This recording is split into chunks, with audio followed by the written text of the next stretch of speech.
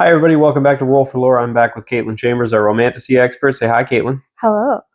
Okay, you already messed it up. I said hi, you said hello. That's cool. Oh my god. And say she's going to be teaching me how to do that thing in Mario Kart where you ride along the side of the wall and somehow get faster.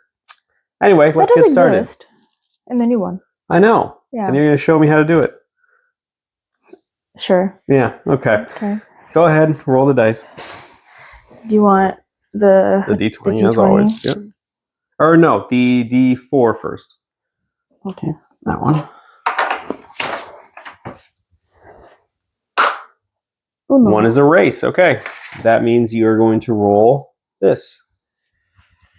This actually made 10 being good. 20. 20. God, that's insane.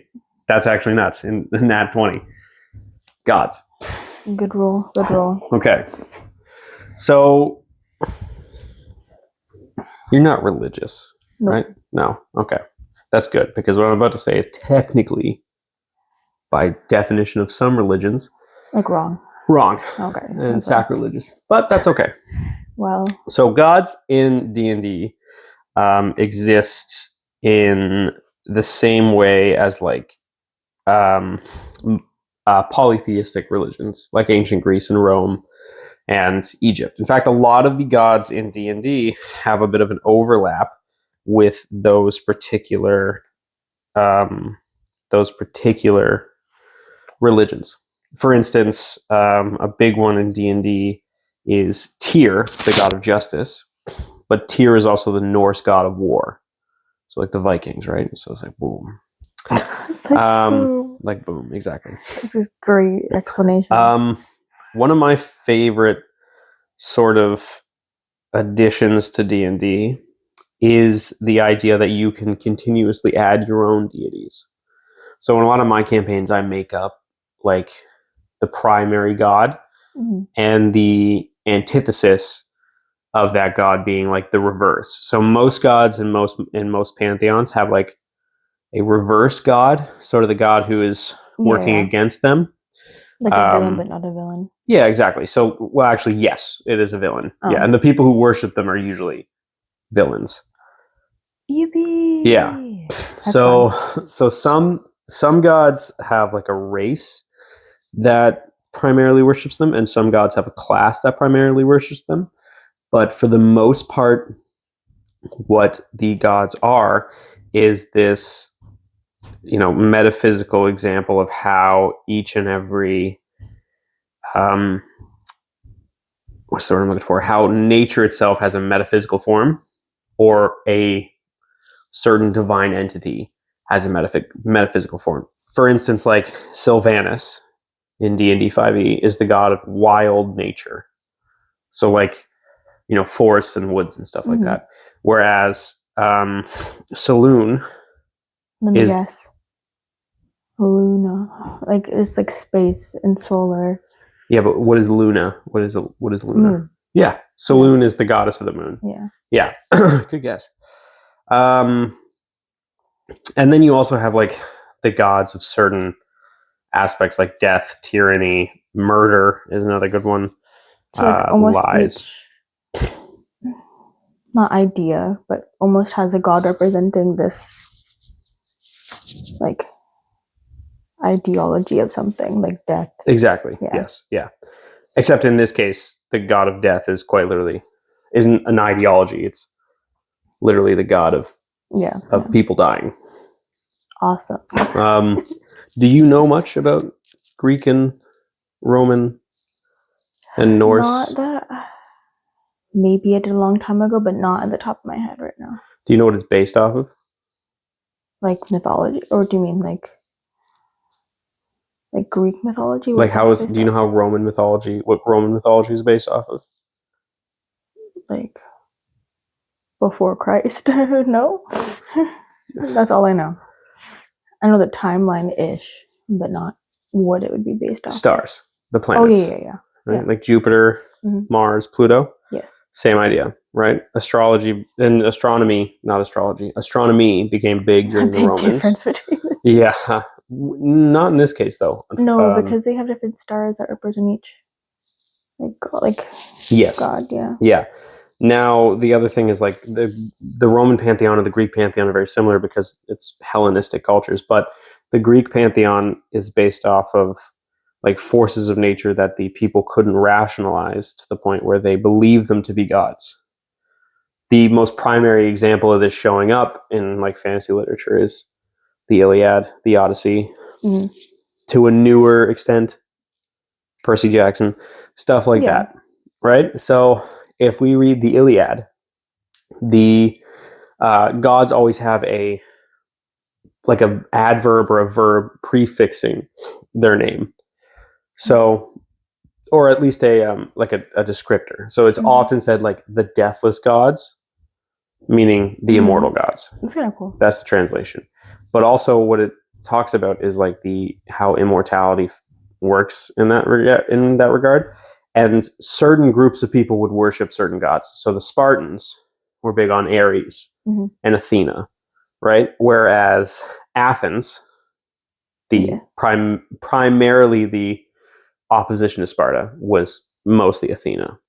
So in that regard, they believe Ares and Athena to be rivals or flip sides of the same coin, where Ares is like the god of war that focuses on destruction and death and conquering. Athena is the god of war that works with knowledge and wisdom.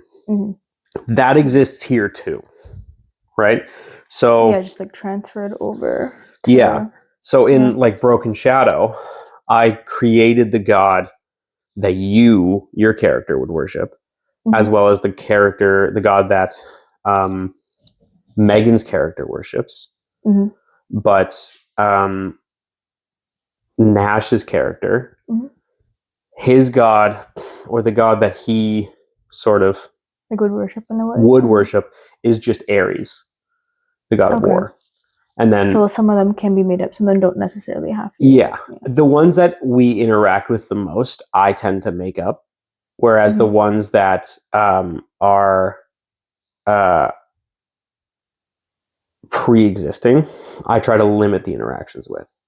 That makes sense. They're not as, I'm not saying interesting, but like you have more freedom with one that you just make up. Yeah, and it's easier to also cater towards what each character needs too. Yeah, which is part of it.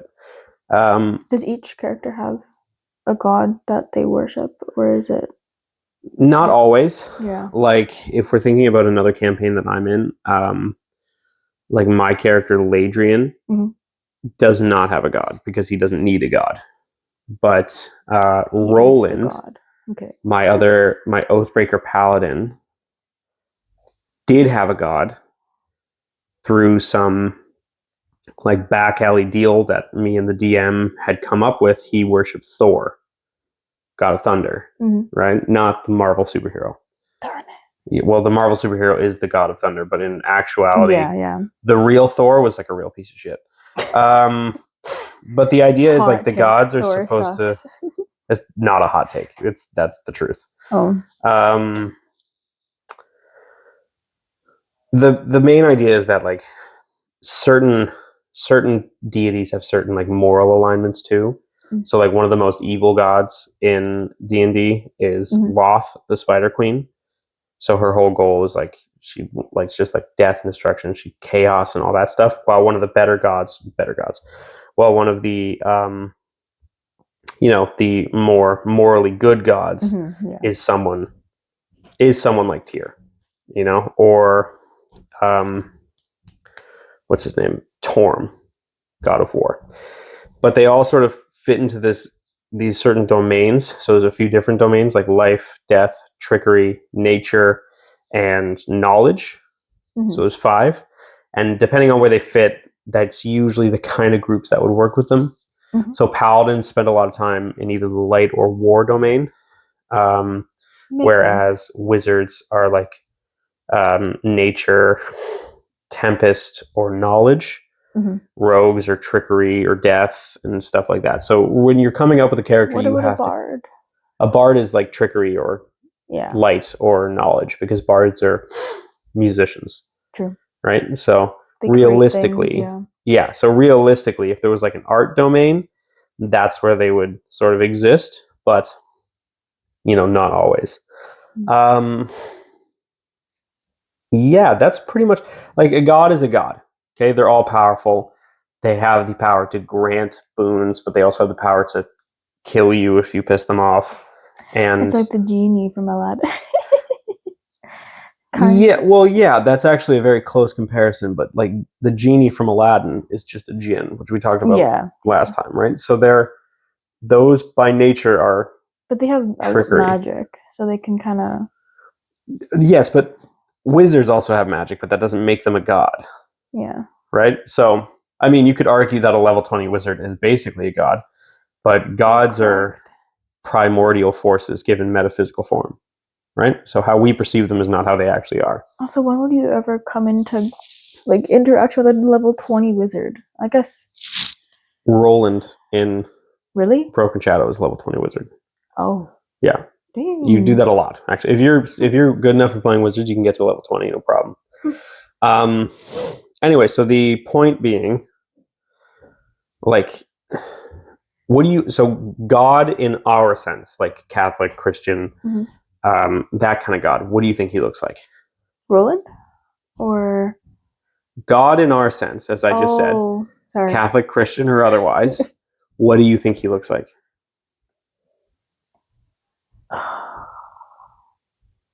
Is there even like it's hard? Like they don't even like. There's not even a accurate representation of. Let's say you're reading a children's book. You're making this a lot harder than it needs to be. Let's say you're reading a children's book. What does God normally look like in a children's book? He has that long brown hair. That's Jesus. I know. That's not God. So an old guy. With? What? With what does he look like? Usually like an old guy. He has a lot of wisdom. An old guy with a beard, right? Yeah. An old white guy with a beard? Yeah. That's not how God looks. That's the metaphysical representation for our eyes. Yeah. You made that way more difficult than it had to be. There's no actual like proof. That's like what he would actually look like, though. It's just like an idea. So that's right? So that's what a metaphysical representation means. Is that there's no proof. That's what we think he would look like. Yes. Yes. Mm-hmm. Yeah. So in that vein, that's just what the idea of him is. Yes. That's the same thing with these gods. There's no proof that they look like anything. They're metaphysical representations. A metaphysical representation. Yes, a metaphysical representation. What about the Spider Queen? A metaphysical representation, if you'd let me finish. A metaphysical representation is how our brains adjust to something that we can't comprehend. Yeah. The prime example that I can think of that isn't a deity is in Marvel Comics, which you're also not going to get, but I hope they will. No. Yeah. Galactus, like one of the main villains of the Fantastic Four, always appears as like a 100-foot tall white guy in a purple helmet. And the idea is that's just his metaphysical representation so that we as readers and the characters in the books can have a physical form to fill in the void in their minds, because metaphysics indicates that we fill in certain gaps in our knowledge to the understanding that we create.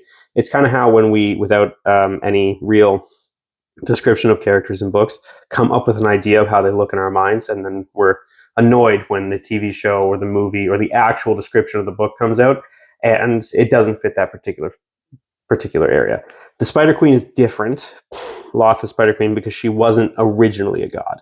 She is someone who is transcended to godhood, but she is a giant half woman, half spider thing. Freaky. Yeah. That actually, funny enough, that comes from Lord of the Rings. That makes sense because of the big spider scene. Shelob, yes. Yeah. Who is technically a deity. Mm-hmm. And she was birthed from Ungoliath, the giant spider of the void. Your favorite thing ever. Anyway, any questions? No. Do you have anything to add? Not necessarily, other than I hope that the spider thing shows up in our Broken Shadows. She will. The drow. Oh, she actually? Yeah, drow elves are like my favorite, and you can't have drow elves at Loth. Oh. Yeah. Wait, why? because the Drow elves are the only group that worship Loth. Who decided that? The people who wrote D&D. Oh. Yeah. So the Drow elves, the Dark elves worship Loth, the Spider Queen, because they are a matriarchal society.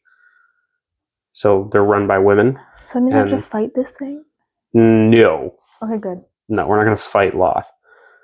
We will God. 100% fight like matriarchs of the Drow Empire, though, because that's how Drow work. Oh. Yeah. Interesting. Yeah, so Drow are my favorite race. Mm-hmm. As I think I've made like abundantly clear by the fact that I think Roland the Oathbreaker was a Drow. The mentor for Ladrian in one of my other campaigns was a Drow. Every major character I play is a Drow. And they're just sick as fuck. And I was hoping you would roll a 3 because those are Drow elves. And I can talk about them for ages, but you Maybe did not. next time. Maybe next time. Maybe next time. But we got gods instead. I feel like that's a good one, though. What, this? Mm-hmm. Yes.